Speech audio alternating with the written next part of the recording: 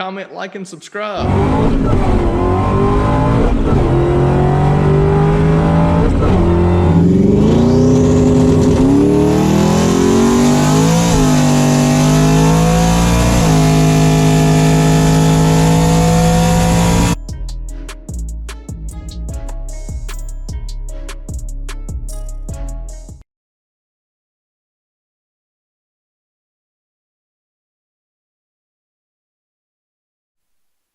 Hey, what's happening, YouTube?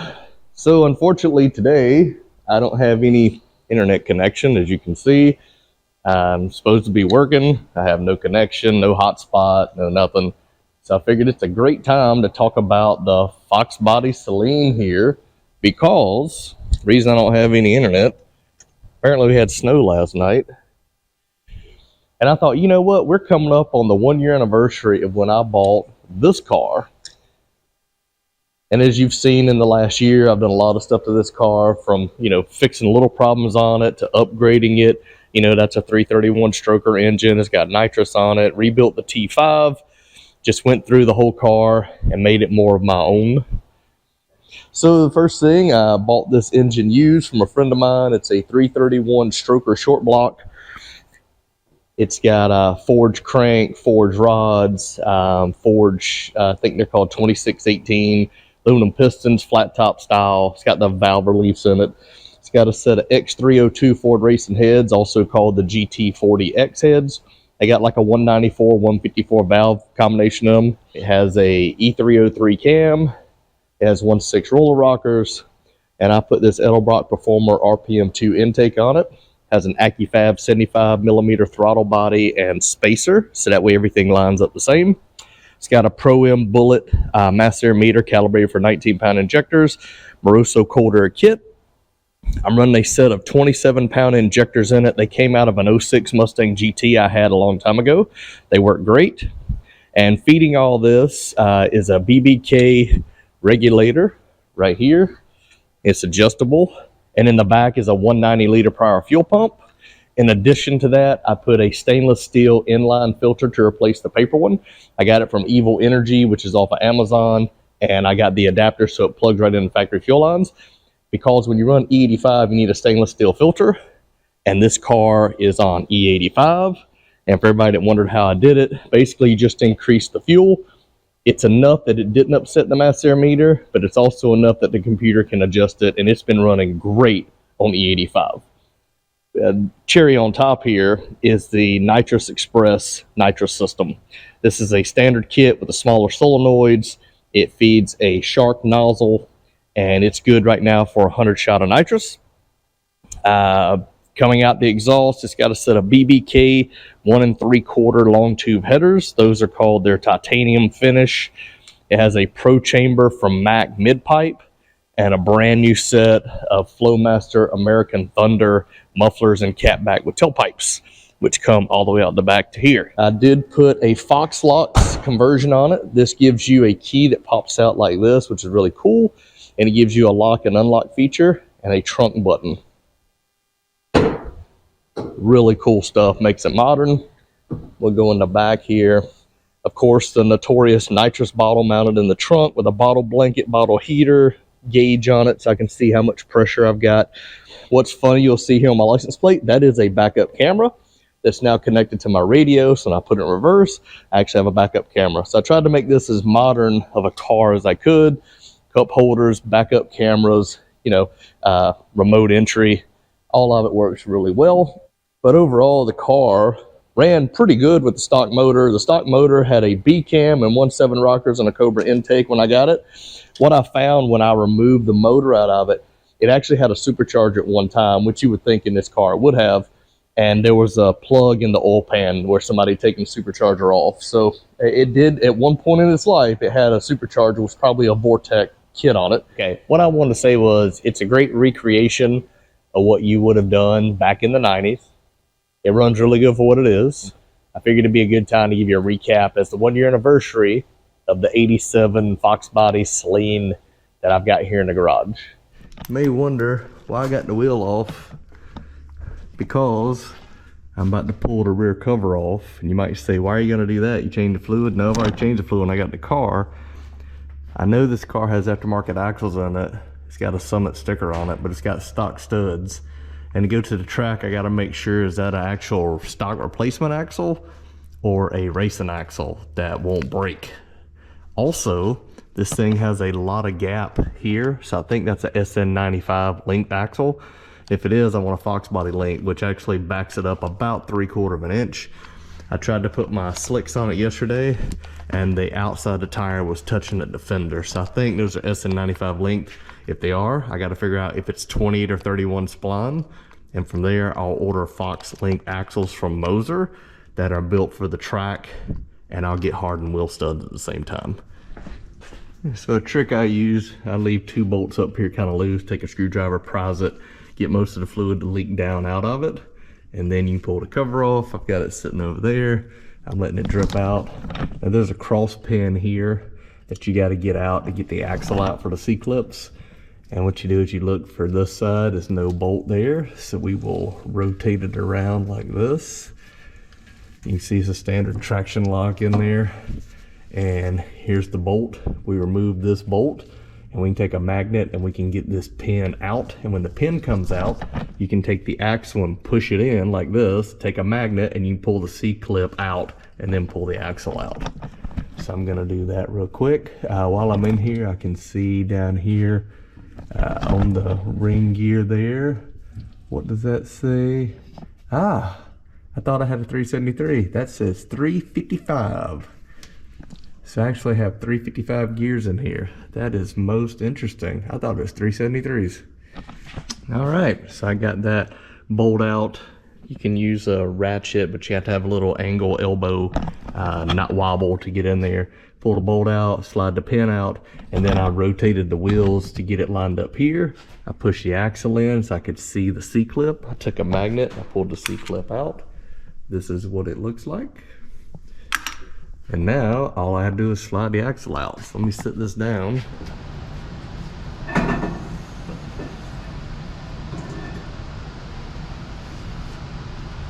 Just like that. Well, that escalated quickly.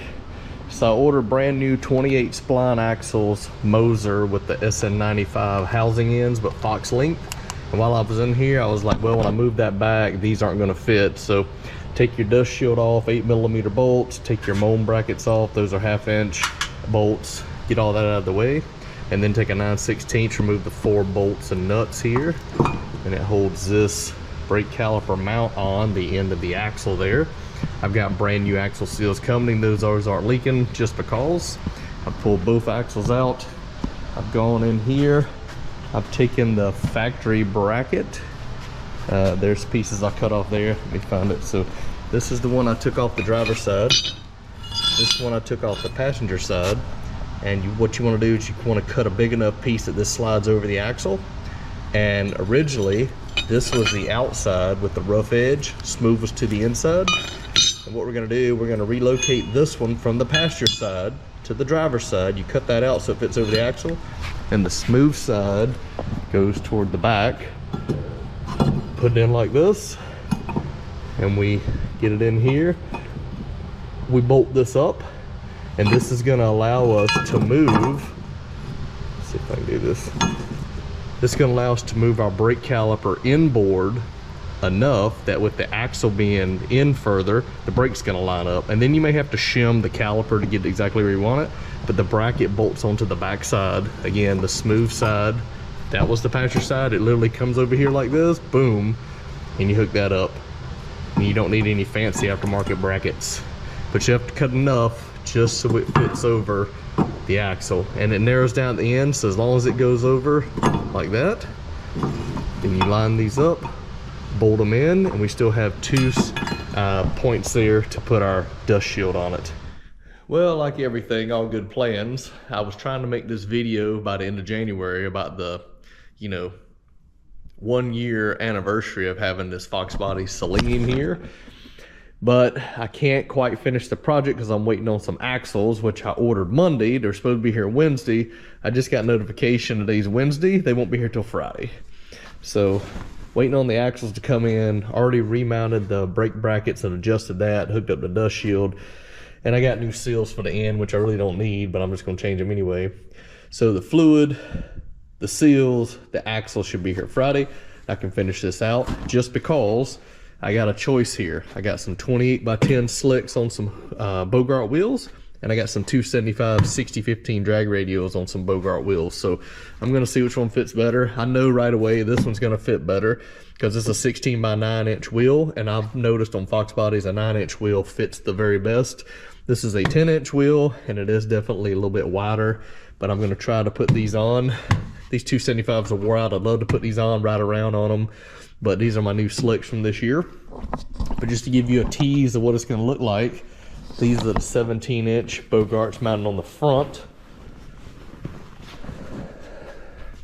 That is going to look awesome compared to the rears on this car. So you've seen these wheels. I run them on my TTSaleen. I run my Mach 1 at the track. They're my track type of wheels, but I can't drive on the street. This is an actual M&H tire, M&H Racemaster. It is a 185 55 17, and that's a 17x4" front wheel.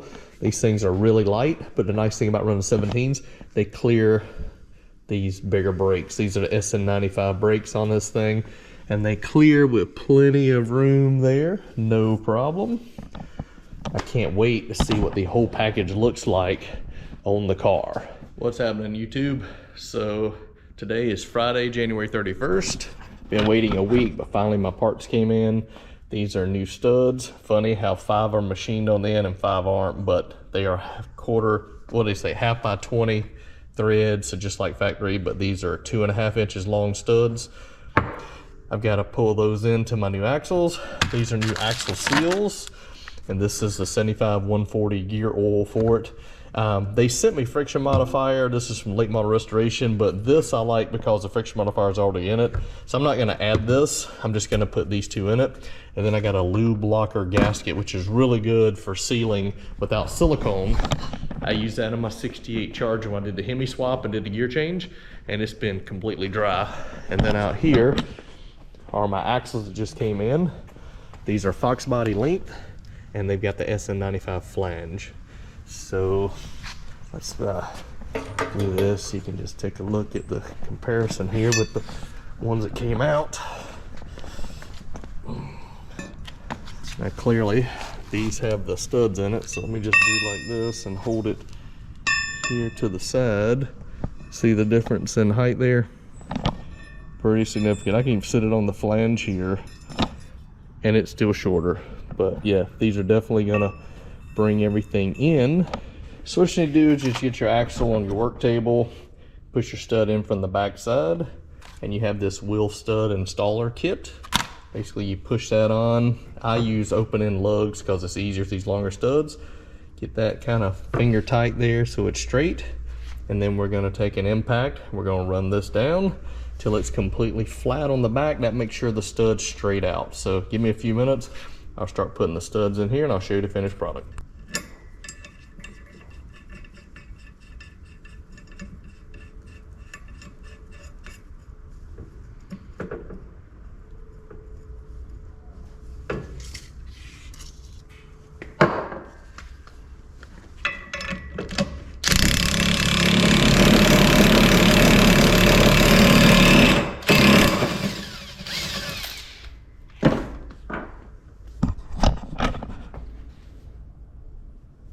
All flush.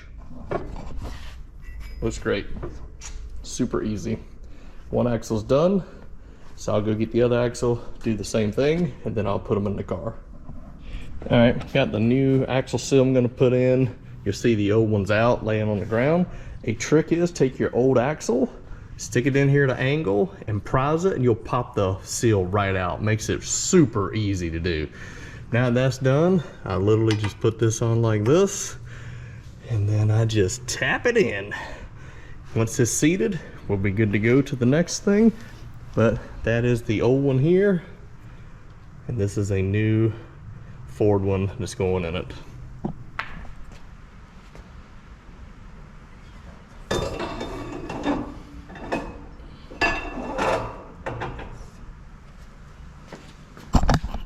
When you push the axle in, Try to have a little weight on the back so you don't drag against the seal too much. You'll need to kind of pick it up and force it into the differential. Once it's in, you'll see it pushed all the way through. We'll pull it back just a hair like that. Now I can get my C-clip in. Once it's in, I'll pull it all the way out. Then I'll do the other side, then the pin will go in it. But for now, that's what it's going to look like. All right, the axles are in. The cross pin is in, and the bolt that holds it is in and torqued down tight. Now a trick here, if you moved it at any point and these don't line up, that's simple. Put a tire on this side and support it so it can't move. I put it down on like a jack stand, and then take this one and turn it, and you can line back up the hole if for some reason it got off. Then once you have lined up, drive your pin in. It won't just slide in. You'll have to get it started and then take a rubber hammer and kind of tap it in. It'll go in. And what I do is I use this bolt, put it in the side, and make sure I can line it up right before I tap it all the way through, so it makes it easy to drop the bolt in and tighten it up. If not, you run the risk of the pin turning a little bit. So, all right, so I'll spare you putting the gasket on. Basically, just clean your surfaces, put the gasket up, put 2 bolts to it to hold it, put it on, torque it down, star pattern, you know what I mean? And that is done. Now, what you have to do is put your rotor on first. I take a lug nut here just to hold it tight. And then you start putting your bracket on. I got 1 bolt in it, and I've got it pulled up flat against the bracket, and you can see it's real close to fitting, but the rotor is offset to the right into the caliper bracket a little too much. So that's easy to fix. I'll put a shim or flat washer between this bracket and the brake bracket on the rear end. So when I do, it's gonna push this out a little bit.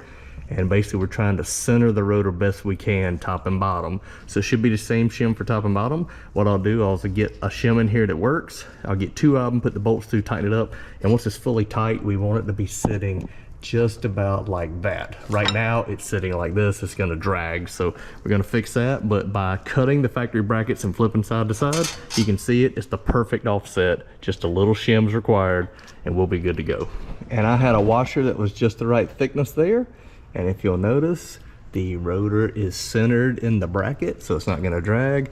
I've already slid back in my brake pads, and the last thing to do is pull the caliper up and over and put it on there. So unfortunately, the only casualty I had was the anti-moan brackets. Pause for dramatic effect. And there's a left and right hand side, and what it does is it attaches here to the caliper bracket, and then it goes around the rear end. The problem is mine won't fit, especially because this bracket holding the brake lines is in the way on both sides. It sticks out. I know what you're thinking, he forgot to put fluid in it. You'd be 100% right. So before I ever took it off the lift, I raised it back up, just got through putting in the 2 quarts of the 75 140. Like I say, it's got friction modifier, so I didn't add any more into it.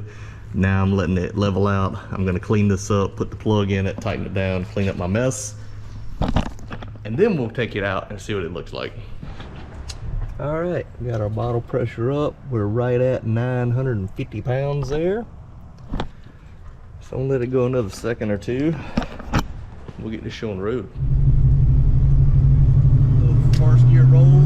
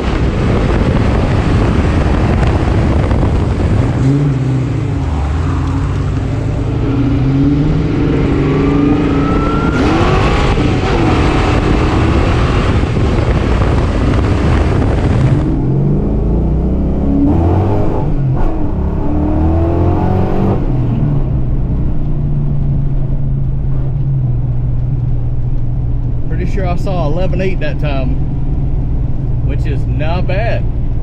Not bad at all. At least the gauge came back, started working.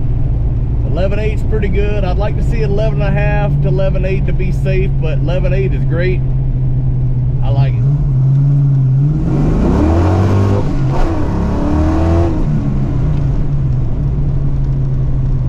Oh yeah, she is spicy.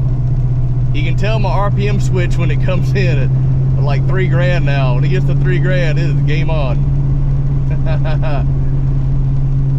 Alright, that's enough fun for now. Let me get home, don't waste my nitrous. Next up, I'll have to go to the dyno. We'll dial it in with the timing, get the air fuel just right, and go up on the jets to about 125 to 150 shot. Stay tuned. Can I just say that test drive was most impressive. This thing hooked really well. Call it a damn hooker now. It hooked really good. Look at the chevrons where it was twisting a tire. That is awesome, right? The only problem is it does drag. It's not horrible. I have got these rolled as flat as I can, but when it compresses, it does rub down to here. So it's not perfect. I don't like it to rub, but there's literally no more I can do to it. I can try to get a little bit less spacer in it, but it's probably gonna hit the tailpipes, so I might have to pull the tailpipes off to run these, which will be, you know, something I can do. It's not a big deal. But yeah, that's the only issue. It is rubbing just a little bit. But how about the way it sits? Those are stock springs with one coil cut off of them. And when I say stock springs that came off of SN95 style. So I took those springs, took a coil off. It actually sits really well. It had to compress. I figured, I told you once I drove it, it would compress some.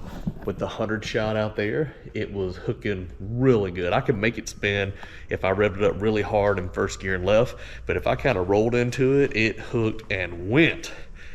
So most impressive on the street. It may not be the fastest car, it may not have the most horsepower, but I'm telling you, on the street, a lightweight car that hooks like that and pulls through the gears, it'd be hard to beat by some of these other newer cars making a lot more horsepower. All right, hope you liked the video. Cool stuff, right? Showing you why I changed the axles, what was necessary, what I had to do, and how it does in the street with some nitrous on it. I will tell you, by the time I got back, my pressure had dropped. It was only like 875, 900 pounds. So that definitely makes it run richer. I did notice on the last pull, it was about 11.8. So that's pretty good, but it's because the bottle pressure dropped. So I really want to run the pressure higher. I feel like higher's got a harder shot on it, especially off the line. But to hit it like 5-6 times out on the street and only drop that much, it's not bad. Till next time, hope you like the content.